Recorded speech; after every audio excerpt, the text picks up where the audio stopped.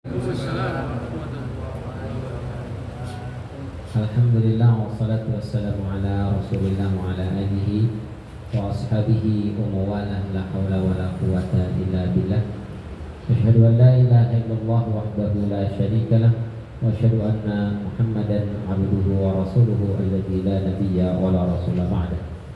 Amma ba'du, fa inna asdaqal hadithi kitabullah wa khairul hadi hadi Muhammadin sallallahu alaihi wasallam. Allahumma akhrijna ظلمات الوهم وافتح لنا أبواب العلم وأكرمنا بنور الفهم وسهل أخلاقنا بالحلم. اللهم لا سهل إلا ما جعلته سهلا وأنت تجعل الحزن إذا شئت سهلا برحمتك يا أرحم الراحمين. Hadirin rahimani wa rahimakumullah.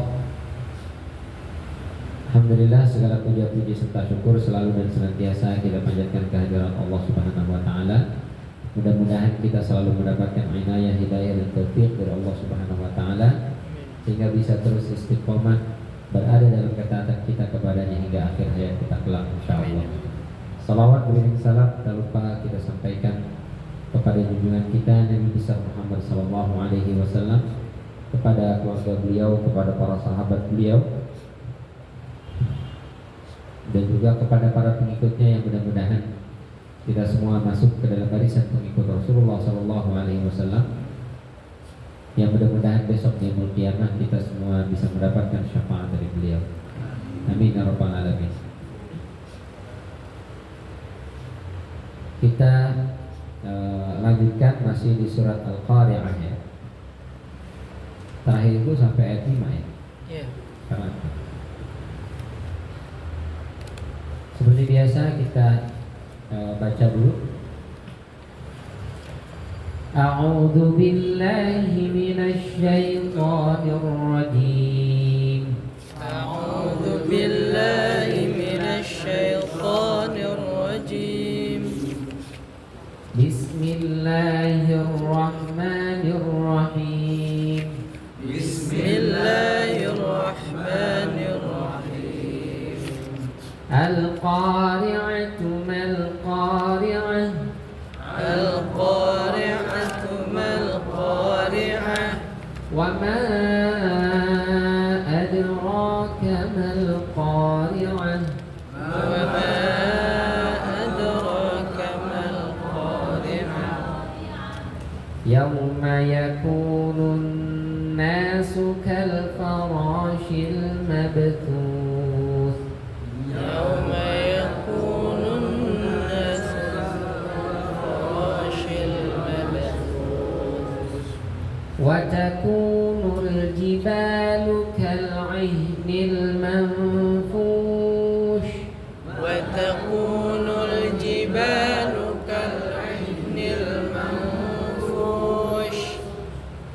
فأما من ثقلت موازينه فأما من ثقلت موازينه فهو في عيشة راضية فهو في عيشة راضية.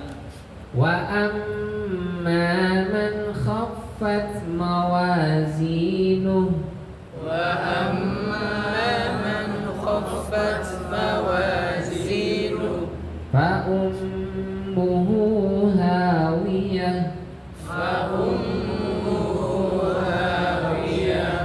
وما أدراك ما هي وما أدراك ما هي نار حامية. نار حامية. Shadaqallahul azim. Kita kemarin sudah membahas bahwa pada hari kiamat kata Allah, wa yauma yakunun nasu kal farashil mabthus wa takunul jibalu kal 'ainil manfush. Bahwasanya gunung-gunung itu seperti bulu-bulu yang dihambur-hamburkan. Lalu kemudian kata Allah, fa'amma man thaqulat mawazinuhu. Maka adapun orang yang sakulat. Sakil itu artinya berat. Mawazinuhu, timbangan-timbangannya. Jamak dari mauzun atau mizan. Jadi kalau kata Fakhruddin Ar-Razi, mawazin itu jamak dari mizan atau mauzun. Kalau mizan alatnya, alat buat nimbang. Kalau mauzun objeknya yang ditimbang.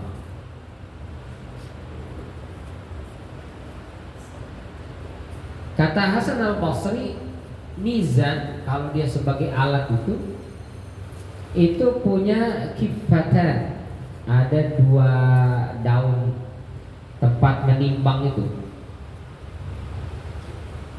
Yang sebelah kanan untuk menimbang amal-amal kebaikan, sebelah kiri untuk menimbang amal-amal keburukan. Bentuknya seperti apa? Wallahu a'lam. Kita nggak pernah tahu hakikatnya seperti apa. Tapi yang jelas dia memiliki dua bilangnya gitu ya. Jadi kalau timbangan itu ada sebelah sini ya. Dua wadah. Apa? Dua wadah. Dua wadah ya, dua wadah. Kifah kalau dalam bahasa hadisnya itu. Jadi kifah satu wadah untuk menimbang yang baik, kifah satu timbangan atau satu wadah lagi untuk menimbang yang buruk. Tapi modelnya seperti apa? Wallahu a'lam. Gak bisa kita gambarkan. Oh, jangan-jangan kayak timbangan gula kali, atau timbangan bawang, jangan-jangan. Atau yang digantung, terus nanti ada alatnya itu. Berapa? 1 ons. Nah, ditaruh ini 1 ons. Sekilo. Nah, kasih bendanya sekilo. Itu yang di dunia ya. Tapi di akhirat nanti, wallahu a'lam. Kata Hasan Al-Basri, kita tahu akan ada alat buat nimbang, tapi seperti apa modelnya, seperti apa bentuknya, Allahu a'lam. Atau boleh jadi alatnya seperti timbangan berat badan. Kita naik ke situ, nah, kelihatan beratnya, oh 59, oh 70, oh masya Allah, innalillahi wa inna ilaihi raji'un, berat banget. La haula wala quwata illa billah. Padahal udah sering banget diet. Nanti begitu dia naik, nggak taunya langsung keluar, oh amal solehnya sekian, amal buruknya sekian. Oh malah kita nggak pernah tahu hakikat bentuk mizannya seperti apa. Nah, itu kata Hasan Al-Basri, sebagaimana dikutip oleh Fakhruddin Ar-Razi dalam tafsirnya Mafatihul Ghaib. Lalu apa yang ditimbang? Apa itu mizan atau mawazin? Kata Hasan Al-Basri, dia adalah timbangan amal kebaikan dan keburukan. Maka tadi ada 2 wadah. Kalau kata Imam Mujahid, mizan itu maknanya lisan. Karena lisan itu waznul insan. Al-lisan waznul insan. Lidah seseorang itu timbangan orang itu. Jadi kalau kita mau tahu orang itu kayak gimana, lihat aja dari cara ngomongnya. Ketahuan, ketakar. Ini orangnya ngomongnya tinggi mulu, berarti pendek dia.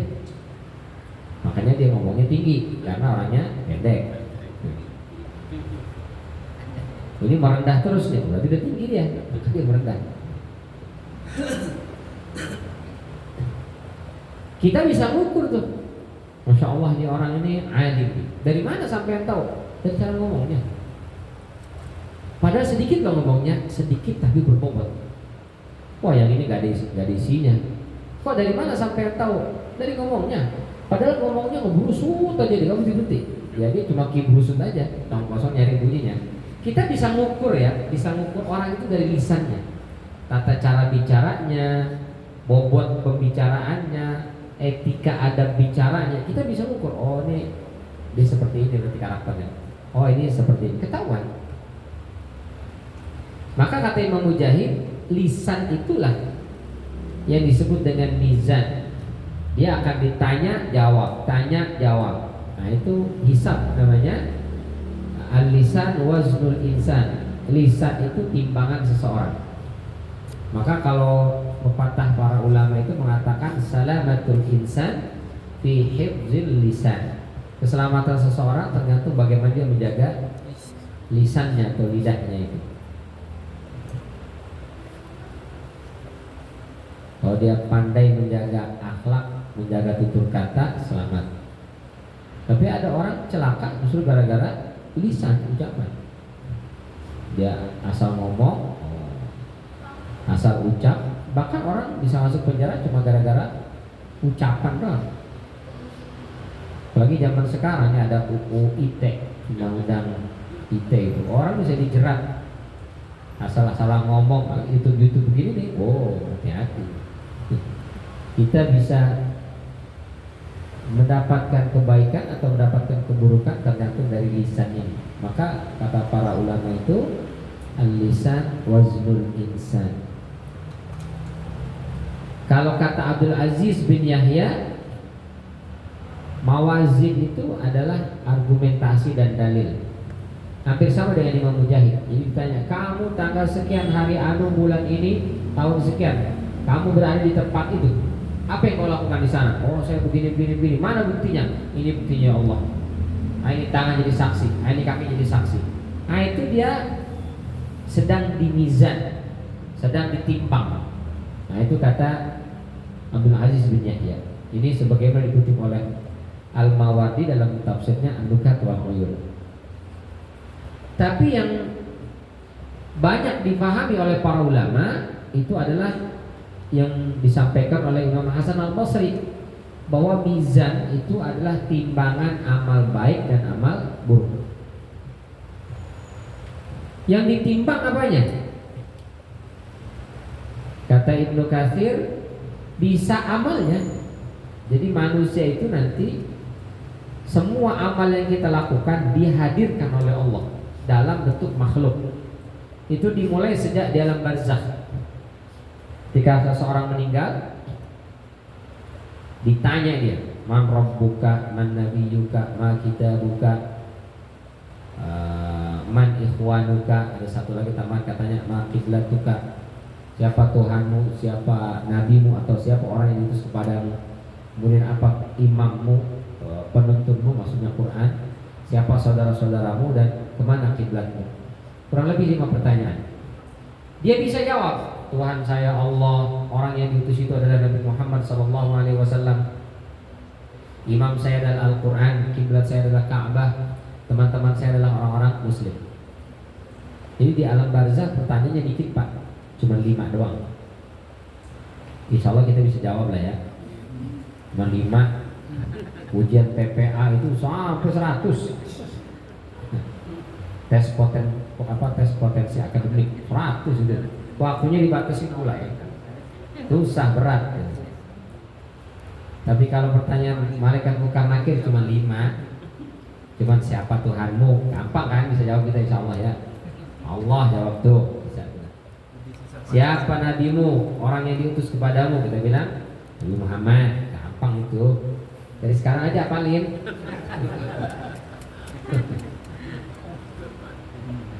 Kiblatnya Ka'bah, imamnya Al-Quran. Siapa ikhwanuka? Teman-temanmu, saudara-saudaramu. Al-muslimuna ikhwani, orang-orang muslim teman-teman saya. Udah 5 doang. Bisa jawab dia. Nah, sudah selesai, gak ditanya-tanya lagi. Langsung dia menuju transit. Di situ dikasih sofa bed mungkin yang bagus, indah, permadani.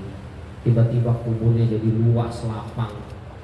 Setelah itu datang sosok makhluk indah, wangi, luar biasa. Ditanya, kamu siapa? Kata dia, ana amaluka saleh. Saya adalah amal saleh. Jadi puasa, sholat, sedekah, zakat, infak, kurban, semua yang kita lakukan itu kebaikan. Nanti ada wujudnya, bentuknya itu indah dan wangi. Apakah seperti manusia? Allah alam. Cuma dijelaskan dalam hadis itu sosok makhluk yang indah dan wangi luar biasa. Itulah amal kita, ada wujudnya.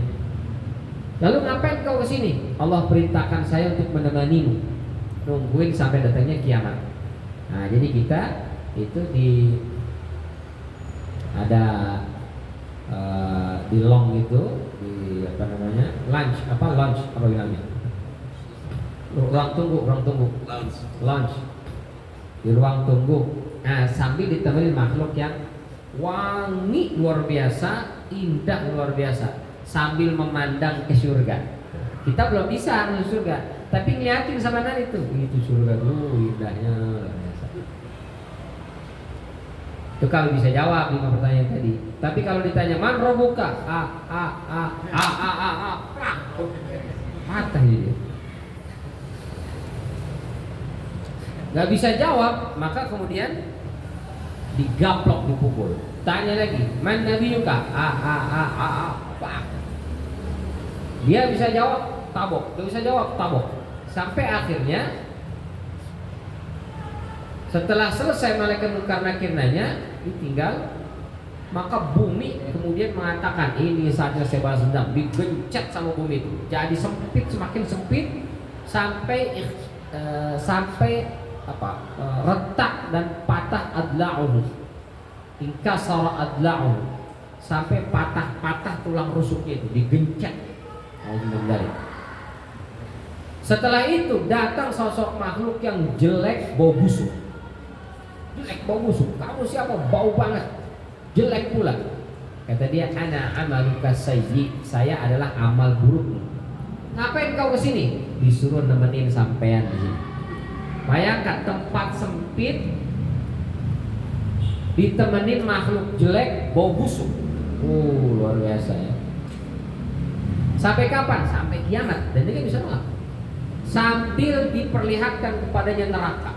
Itu begitu setiap hari sampai dengan kiamat. Masya Allah. Ya, kita berada di sebuah ruangan saja, satu hotel ya, di satu kamar di hotel. Tapi teman sekamar kita bau ketek. Udah tidurnya ngorok, mana bau ketek, udah gitu kentut mulu lagi. Itu aja kita rasa udah, aduh ya Allah, kapan sih pagi ini, stres kita. Apalagi ini makhluknya buruk rupa, baunya busuk, tempatnya sempit. Nah, hadis ini menjelaskan kepada kita amal itu bisa didatangkan oleh Allah dalam bentuk wujud makhluk. Amal soleh indah dan wangi, amal buruk jelek dan bau. Nah, kata Ibnu Katsir, nanti di padang mahsyar gitu juga, semua amal baik kita akan dihadirkan dalam wujud sebuah makhluk. Amal buruk juga begitu, nanti ditimbang. Nah, ini yang sebelah kanan yang amal baik, yang sebelah kiri amal-amal buruk. Jadi yang ditimbang amalnya, kita cuma ngeliatin doang. Itu satu. Atau bisa jadi kata Ibnu Katsir, yang ditimbang itu catatannya. Jadi setiap hari kita dicatat oleh raqib dan atid. Kata Allah, ma yalfizu min qaulin illa ladaihi raqibun atid. Tidak ada satupun kata yang terucap dari lisan kita kecuali dicatat oleh malaikat raqib dan atid. Termasuk niat, termasuk amal qalbu, suuzon ke orang, itu dicatat tuh. Apalagi sombong, dia nggak ngomong apa-apa, cuma di hatinya muncul sifat sombong. Kayaknya semasjid Al-Farqah ini cuma saya paling soleh. Kayaknya cuma saya yang paling banyak sedekahnya. Kayaknya cuma saya yang paling sesuai sunnah. Itu muncul sifat sombong itu aja, dicatat oleh malaikat. Begitu pula zikir khafi, dia diam aja nggak ngapa-ngapain, tapi kalbunya Allah, ya ilaha illallah, astagfirullah. Ini kalbu nih terus berdetak sambil berzikir, dicatat sama malaikat raqib. Jadi setiap hari itu banyak banget yang dicatat. Setiap hari Pak, kita pergi kemana dicatat, di situ ngapain, ketemu siapa saja ada catatannya. Setiap hari dicatat. Nanti siang ada khusus malaikatnya, nanti malam ada lagi khusus malaikatnya. Sip-sipan. Kapan tukeran sipnya itu adalah ketika sholat subuh. Maka itu kata Allah, wa Qur'anal fajri, inna Qur'anal fajri kana mashhuda. Dan sholat subuh itu disaksikan. Siapa yang menyaksikan? Di antara tafsirnya adalah malaikat yang sipil, malaikat malam. Dia mau selesai tugas, mau laporan ke Allah. Dia belum berangkat setoran ke langit itu sebelum kita kelar sholat subuh. Malaikat sip siang yang mau nyatet amalan kita sebelum kita sholat subuh udah duluan nungguin kita. Maka begitu sholat subuh, malaikat sip malam nyatet, malaikat sip siang juga nyatet. Nanti malaikat ditanya, kau datang ke sini, kau tinggalkan hambaku lagi ngapain? Lagi sholat subuh ya Allah. Nanti malaikat sip siang, pertama kau datang, kau dapetin hambaku lagi ngapain? Lagi sholat subuh ya Allah. Tapi sholat subuhnya yang on time. Kalau sholat subuhnya yang jam 6 kurang seperempat, malaikat malam udah ketemu nungguin itu. Dan keburu naik ke atas. Di catatan dia nggak ada. Tapi malaikat sip siang ada. Bagaimana kau tinggalkan hambaku? Tidur. Tapi ditanya, bagaimana kau dapat hambaku? Lagi sholat. Kok di catatannya tidur? Kok di catatannya ada lagi sholat? Rupanya sholatnya sudah tidak on time, sudah injury time. Apalagi yang sholatnya anytime. Catat tuh setiap hari, setor. Itu berapa banyak Pak? Dari kita balik sampai kita meninggal, semua dicatat. Masya Allah. Kita ngaji aja yang seminggu sekali, setiap ngaji kita catat, setahun udah berapa banyak catatan itu. Itu cuma seminggu sekali. Itu pun ngajinya cuma sejam.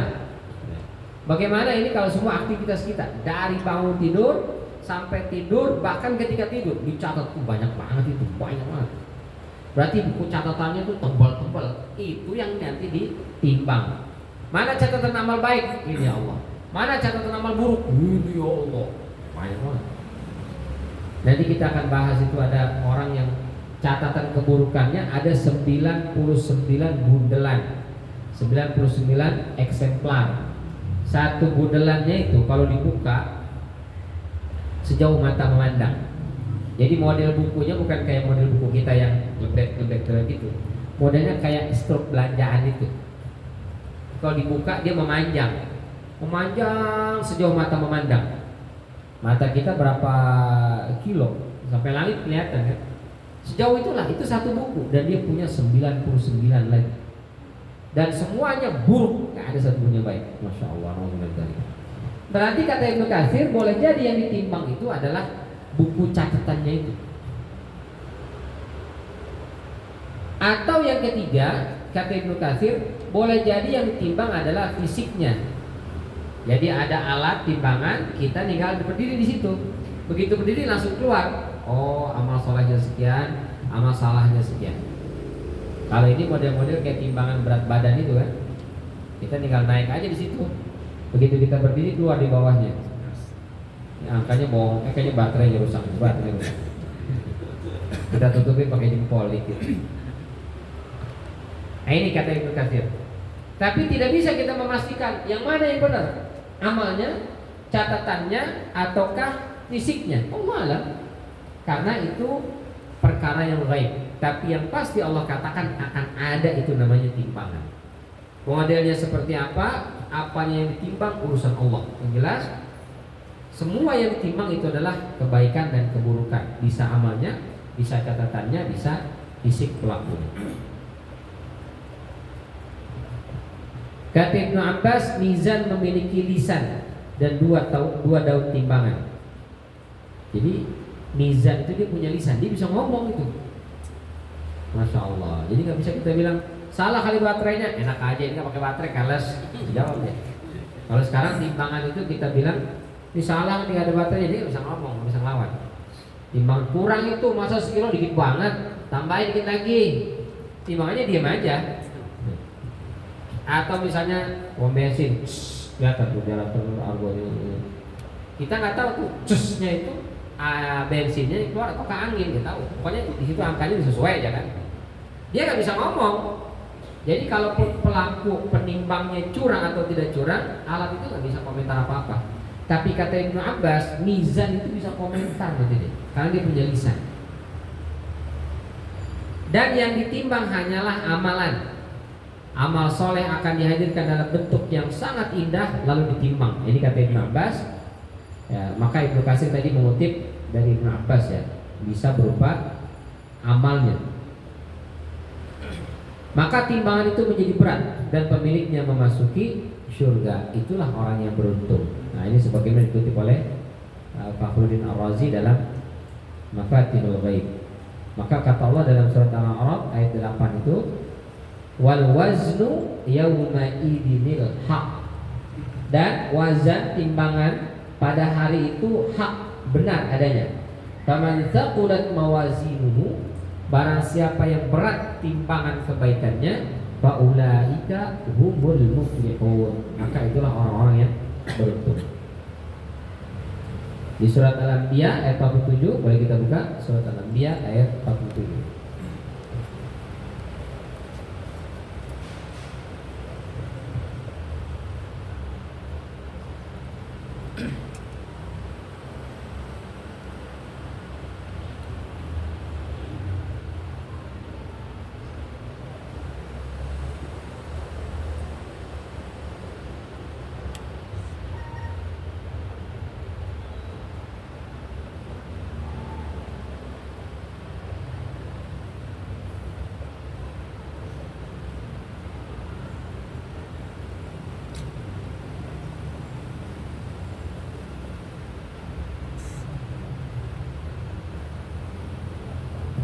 Surat Al-Anbiya surat ke 21 ya.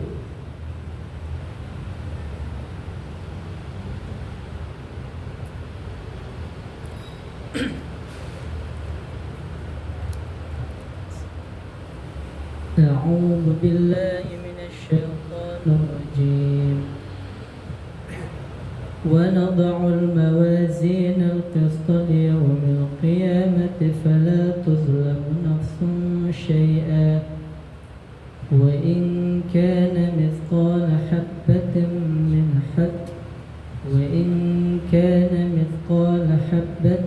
من خردل أتينا بها وكفى بنا حاسبين. Artinya, kami akan meletakkan timbangan amal yang tepat pada hari kiamat, sehingga tidak seorang pun dirugikan walaupun sedikit. Sekalipun amal itu hanya seberat biji sawi, pasti kami mendatangkannya. Cukuplah kami sebagai pembuat. Jadi kata Allah, wa kafa bina hasibin, cukuplah kami pembuat atau pemberi perhitungan hisab. Jadi wa nad'ul mawazinal qisṭa liyaumil qiyamah. Kami akan letakkan timbangan yang adil, seadil-adilnya, tidak akan pernah berat sebelah, tidak akan pernah merugikan orang lain. Apa yang ditimbang? Amal soleh. Amal soleh. Jadi amal soleh itu adalah bandul pemberat timbangan kebaikan kita. Maka setiap kita sebelum mati, dari sekarang sudah nimbang-nimbang. Saya hari ini berapa banyak ya amal yang sudah saya lakukan, berapa banyak dosa maksiat yang sudah saya perbuat. Sebelum kita meninggal, setiap hari itu begitu. Jadi selain nimbang berat badan, nah nimbang amal juga. Hari ini sudah berapa orang yang saya sakiti, hari ini berapa banyak orang yang sudah menyakiti saya. Oh, si fulan tadi dia begini, si fulan begini, ya Allah saya maafkan mereka semua. Belum tidur tuh, begitu terus. Hari ini ya Allah saya pernah begini, astagfirullahaladzim, mudah-mudahan astagfirullahaladzim, istighfar. Hasibu anfusakum qabla an tuhasabu. Kalau kata Umar bin Khattab, hisablah, timbanglah diri kalian sebelum nanti kalian yang ditimbang. Momentum pergantian tahun baru ini, ya Allah amal saya sudah berapa banyak, dosa saya kayaknya banyak banget. Tapi dengan timbangan antara ar-raja dan khauf, harap-harap cemas. Gak boleh terlalu pede. Alhamdulillah saya kayaknya udah 2 tahun ini gak punya dosa. Ada sih dosa, kayaknya udah kehapus sama puasa Arafah, udah gak ada lagi dosa saya. Itu terlalu pede, itu gak boleh juga ya. Jadi kita antara khauf dan raja. Gak boleh juga terlalu takut. saya kayaknya nggak bakal selamat nih, dosa saya banyak ya Allah, percuma kayaknya saya sholat ini. Ya ayo sholat, nggak, kayaknya sholat saya nggak bakal diterima. Kenapa? Dosa saya banyak. Akhirnya nggak sholat. Ayo puasa, kayaknya percuma saya puasa. Kenapa? Lisan saya nggak bisa saya jaga, emosi saya nggak bisa saya kontrol. Jadi kayaknya percuma saya. Jadi nggak usah puasa aja deh sekalian. Nah ini ketakutan yang berlebihan sehingga dampaknya negatif, nggak boleh.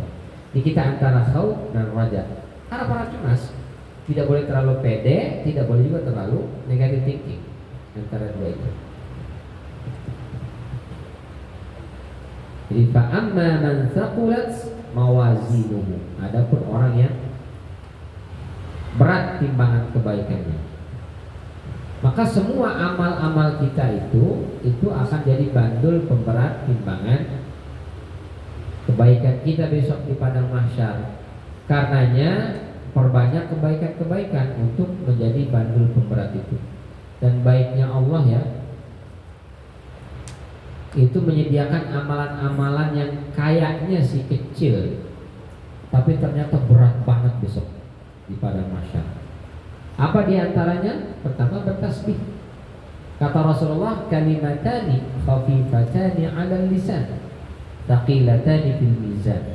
Ada dua kalimat di lisan kita ringan banget, tapi berat sekali di mizan itu nanti. Di timbangan berat banget.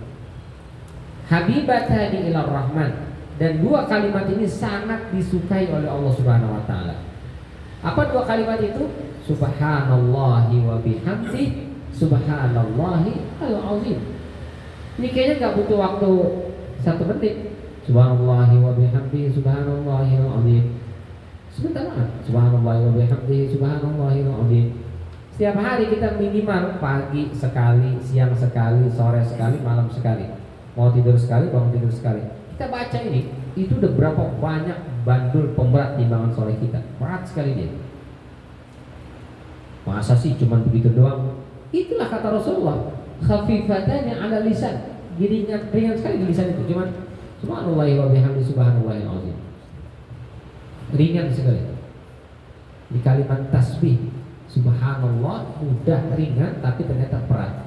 Kok bisa? Kalau kalimat yang lain bagaimana? Istighfar, la haula wala quwata illa billah, Allahu akbar. Itu pun berat, tapi tidak seberat kalimat tasbih. Kenapa tasbih berbeda? Karena tasbih itu amalannya para malaikat. Di para malaikat itu, mereka itu melaksanakan tugasnya itu bukan sambil nyanyi abitum hiho, kita terangkanlah, bukan. Kalau kita kadang-kadang, apalagi mbak-mbak ini sambil nyanyi, sambil nyuci, sambil gosok, sambil ngepel, abitum hiho. Ya, malaikat melaksanakan tugasnya itu bukan sambil nyanyi, sambil ngapain? Bertasbih. Wa nahnu nusabbihu bihamdika wa nuqaddisu lak. Malaikat protes ketika Allah bilang, saya mau bikin manusia sebagai khalifah di muka bumi. Kata para malaikat, ngapain ya Allah? Manusia kerjanya cuma berantem, saling bunuh-bunuhan, bacok-bacokan, berebut kursi, berebut tanda tangan, berebut popularitas, berebut jabatan, harta, wanita, berebut laki, berantem aja kerjanya.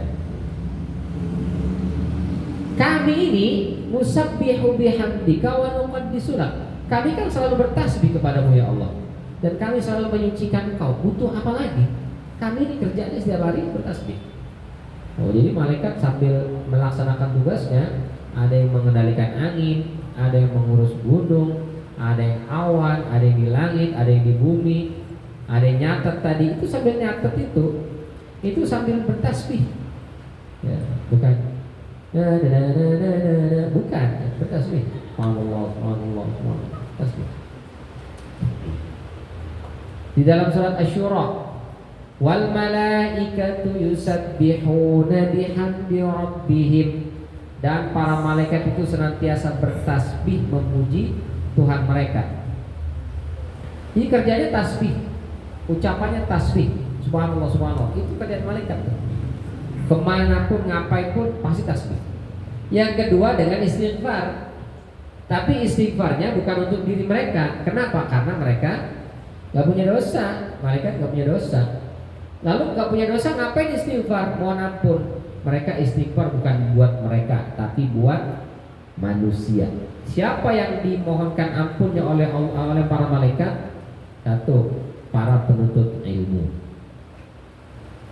pengajar atau pembelajar. Itu malaikat gak berhenti tuh. Ya Allah, ampuni si fulan, ampuni si fulan, ampuni si fulan, ampuni si fulan, ampuni si fulan.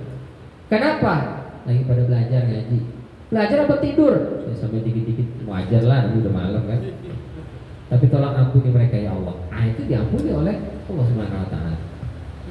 Makanya mendingan di majlis taklim, meskipun ada ngantuk-ngantuk, majlis taklim aja lah. Kalau di rumah enggak ada yang memohonkan ampun.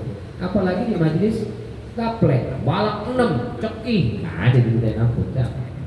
Tapi kalau kita hadir di majlis ilmu, itu para malaikat memohonkan ampun kepada Allah Subhanahu wa taala. Yang kedua, siapa lagi yang dimohonkan ampun? Orang yang bertobat. Dia habis maksiat, sadar, astagfirullahaladzim, ya Allah, saya salah ini, astagfirullahaladzim, astagfirullahaladzim. Malaikat langsung, ya Allah tolong maafin dia, tolong ampuni dia. Kenapa? Dia habis mencuri, dia habis berzina, dia habis melakukan dosa. Tapi dia sadar, lalu dia mau bertobat, dia mau tinggalkan dosa itu, ya Allah tolong ampuni dia ya Allah. Itu para malaikat itu. Terus apa lagi? Orang yang selalu berwudu. Nah itu kita kalau lagi berwudu tuh, itu dimohonkan ampun oleh malaikat. Apalagi berwudu nungguin sholat atau di tempat sholat. Maghrib selesai, sholat maghrib nggak pulang kita. Di mana? Di masjid. Ngapain? Duduk aja. Ngapain Pak nggak pulang? Nunggu, tanggunglah isya. Kalau pulang itu tidur nanti. Mendingan di sini aja di masjid. Itu dari selesai sholat maghrib sampai isya nungguin tuh, itu dimohonkan ampun oleh para malaikat.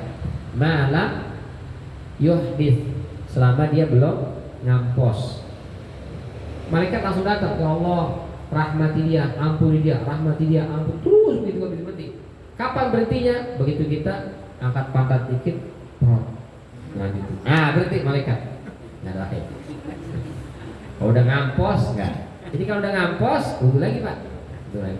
Duduk lagi aja. Ngapain? Berharap dimohonkan ampun oleh para malaikat. Siapa lagi? Orang yang sholat ada di saf depan. Saf pertama nih, dari sini sampai ujung sana itu. Itu malaikat memohonkan ampun untuk mereka. Yang saf kedua enggak, saf ketiga, 4, 5 enggak. Tapi semua dapat pahala. Cuma yang depan ini khusus nih dapat ampunan dari malaikat, permohonan ampunan dari malaikat. Saf 2, 3 enggak. Tapi saf depan aja nih dari sini sampai sana. Ya, bukan berarti yang depan dekat imam doang, enggak, semuanya sebaris ini. Saf 1 aja, safal awal, saf pertama. Ini ada, mohon maaf, sebagian jamaah semangat dia dengan hadis ini, pokoknya saf depan. Tapi saf depannya dia nggak tahu diri. Udah tahu apalnya cuma 3 qul, dirinya di belakang imam. Jadi pas imam salah, ya kagak bisa ngebenerin. Nggak hafalnya 3 qul. Imam bacanya jauh-jauh lagi lain-lain, surat apa kali nggak paham kita. Begitu imam batal, dia nggak bisa ngegantiin. Ya karena apa dikit. Maka kata Rasulullah, hendaklah yang di belakang imam itu yang memiliki pengetahuan dan juga ilmu serta hafalan, sehingga kalau imam kenapa-napa dia langsung maju. Ini enggak, imam salah, hafalannya lupa, padahal cuma sabihisma. Tapi kalau ada 3 orang di belakang kagak ada yang hafal, pada diem semua. Imam salah, nungguin siapa yang bisa benerin nih. Yang benerin akhirnya yang hafal di sini nih. Saf kedua belakang, reak nyampe ke sono. Nah ini keliru ya. Terus siapa lagi? Orang yang tidur dalam kondisi berwudu. Jadi kita tidur, wudu dulu. Tidur. Saya sih sebelum tidur sih udah wudu Ustaz. Cuma baru merem dikit mulai prot bagaimana tuh? Yang penting kita sebelum tidur sudah berwudu aja. Itu kata Rasulullah, malaikat langsung turun. Gak berhenti tuh. Ya Allah, ampuni si orang ini. rahmati dia ya Allah, curahkan rahmat dan kasih sayang kepadanya. Kenapa? Fa innahu bata tahiran, karena dia tidur dalam kondisi berwudu. Baik, jadi malaikat itu amalannya adalah bertasbih. Dalam surat Ghafir juga walladzina yahmiluna al-'arsya wa man haulahu yusabbihuna bihamdi rabbihim, ayat 7 dan 8 gitu ya. Surat Ghafir atau surat Al-Mu'min. Itu para malaikat yang memikul arsy dan semua malaikat yang tawaf di sekitarnya. Ada yang mengatakan itu adalah malaikat di Baitul Ma'mur. Ada yang mengatakan bukan. Pokoknya semua malaikat itu mereka bertasbih dan memohonkan ampun dari. Jadi kenapa tasbih itu subhanallahi wa bihamdi subhanallahi al-azim ringan tapi kok berat sekali pahalanya? Karena kita masuk dalam ritme amalannya malaikat. Maka dia jadinya berat, jadinya besar. Yang kedua, tasbih amalannya makhluk. Pohon, batu, apalagi binatang, itu mereka bertasbih. Bunyi kodok tuh, orok, itu sebenarnya sedang bertasbih, kita nggak tahu. Burung lagi misalnya berkicau, itu sedang bertasbih. Kambing mengembek, itu sedang bertasbih. Walakin la tafqahuna tasbihahum, tapi kalian nggak paham aja tasbihnya mereka. Nah, itu dalam surat Al-Isra ayat 44. Boleh kita buka surat Al-Isra ayat 44.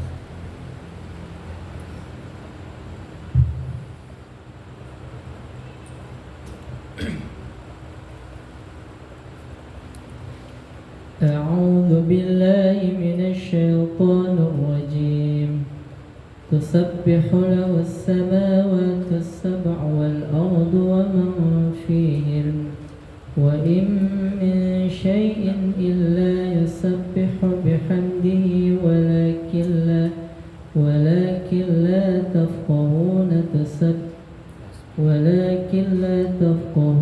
تسبيحهم إنه كان حليما غفورا. Artinya langit yang 7, bumi dan semua yang ada di dalamnya senantiasa bertasbih kepada Allah. Tidak ada sesuatu pun kecuali senantiasa bertasbih dengan memujinya. Tetapi kamu tidak mengerti tasbih mereka. Sesungguhnya Dia Maha Penyantun lagi Maha Mengampun. Ya. Jadi semua itu bertasbih. Ya, langit yang 7, bumi dan isinya, berarti makhluk-makhluk, pepohonan, tumbuhan, hewan-hewan, semua itu bertasbih, memuji Allah Subhanahu wa taala. Tapi kita nggak paham tasbihnya. Tapi mereka bertasbih. Maka kalau kita ya di rumah itu menanam pohon-pohon itu bertasbih sebenarnya. Maka rumah yang ditanami pepohonan itu lebih sejuk, lebih adem, lebih rindang. Dan dia mendatangkan kedamaian karena bertasbih. Selama pohonnya disiram, jangan ditanam doang kalau disiram. Mungkin berbuah kagak lo, kalau buah gua tebang lo. Galak benar sama pepohonannya.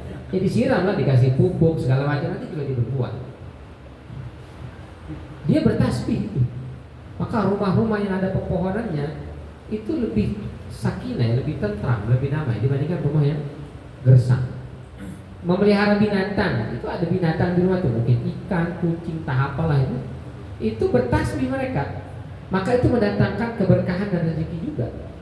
Yang selama kita berikan makannya, haknya. Jangan melihara burung dari masih kecil burung sampai dia mati, itu dikasih makan, dikasih minum, tapi nggak dikasih pasangan. Nah, dia teriak tuh, gitu. Bagus. Padahal dia lagi teriak, bini. Kita nggak tahu, dia minta bini sebenarnya. Zalim kita sudah sama dia butuh pasangan. Nah, kita kasih mestinya. Nah, kalau hak-haknya kita kasih, makanannya, kebutuhannya, minumnya, maka dia itu bertasbih kepada Allah, menjadikan rumah itu semakin berkah karena banyak makhluk yang bertasbih. Allah. Kita punya pohon pohon ceri, pohon mangga, datang kelawar, datang capung, kupu-kupu. Itu mereka hinggap sambil makan sambil bertasbih, insyaallah. Maka dalam hadis Riyadhus Shalihin itu kata Rasulullah, itu jadi sedekah kita tuh. Capung hinggap di situ jadi sedekah, dapat pahala. Codot makan di situ, makan buah itu jadi sedekah kita dapat pahala. Termasuk bocah anak tetangga lewat nyampang mangga jadi sedekah juga itu. Selama tidak kita ancep pakai gagang sapu. Anak sapu lu. Nah, jadi pahala sedekah. Tapi kalau kita ikhlas jadi sedekah itu, masya Allah. Nah ini jadi kenapa tasbih itu begitu besar pahalanya sehingga dia berat sekali timbangannya, karena tasbih itu amalannya malaikat dan amalan semua makhluk. Sehingga ketika kita berucap kalimat tasbih subhanallahi wa bihamdi subhanallahil azim, kita masuk dalam ritme amalan para makhluk dan para malaikat. Itulah yang menjadikannya berat. Jadi amal itu kecil, tapi kalau dilakukan bareng-bareng pahalanya jadi gede. Salat subuh 2 rakaat, salat yang sendirian dengan berjamaah lebih besar yang berjamaah. Berjamaah berdua dengan berjamaah berlima, gedean pahala yang berlima. Yang berlima dengan yang 10, banyakkan yang 10. Yang 10 dengan yang 5 sak, banyakkan yang 5 sak pahalanya. Jadi amalnya sama, tapi yang melakukan di waktu itu banyak, maka pahalanya semakin besar. Nah begitulah tasbih. Jadi kenapa tasbih bukan takbir, bukan